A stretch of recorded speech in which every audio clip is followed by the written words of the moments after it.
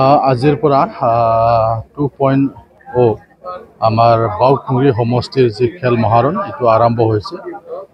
মুঠ বাওকুৰি সমষ্টিত 29টা আমাৰ VCDC আছে।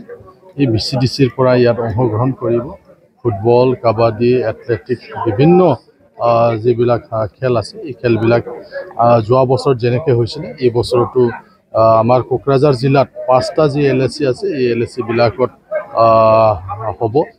আমি আশা কৰিছোঁ যোৱাবাৰ কিন্তু কোকৰাঝাৰ হিচাপে আমি ষ্টেট লেভেলত মেডেল পাবলৈ সক্ষম নহ'ল। ছেমি ফাইনেলতে বহুকেইটা খেলত আমি পৰাজয় হ'ব লগা হ'ল। গতিকে এইবাৰ আমি আশা কৰিছোঁ আৰু সকলো VCDC বিলাকেও ভাল খেলুৱৈ আনিবলৈ তেওঁলোকে যত্ন কৰিছে।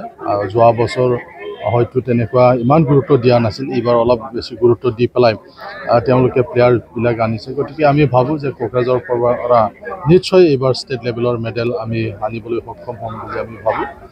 কোকৰাঝাৰ হিচাপে আমাৰ ফুটবলত ভাল, কিন্তু যোৱাবাৰ ছেমি ফাইনেলত হাৰিল। তো এইবাৰৰ টিমটো ভাল কৰা হ'ব বুলি আমাক অফিচিয়েলসকলে জনাইছে। গতিকে অকল অংশগ্ৰহণেই নহয়, যাতে আমাৰ ডিষ্ট্ৰিক্টৰো সুনাম এটা কঢ়িয়াই আনিব পাৰে, তাৰ কাৰণে আমাৰ যিমানবিলাক অফিচিয়েল আছে তেওঁলোকেও চিন্তা চৰ্চা কৰিছে। আমিও চাই আছোঁ নিজৰ নিজৰ সমষ্টি হিচাপে।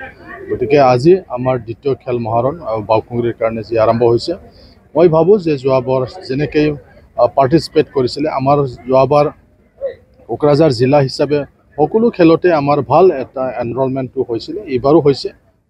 যিটো আমাৰ এটা গুৰুত্ব এটা দি বেলেগ জিলাবিলাকৰো তেনেকুৱা পাৰ্টিচিপেট কৰাটো দেখা নাই, কিন্তু আমাৰ কোকৰাঝাৰ হিচাপে যোৱা বছৰো ভাল আছিল, এইবাৰো ভাল আছিল।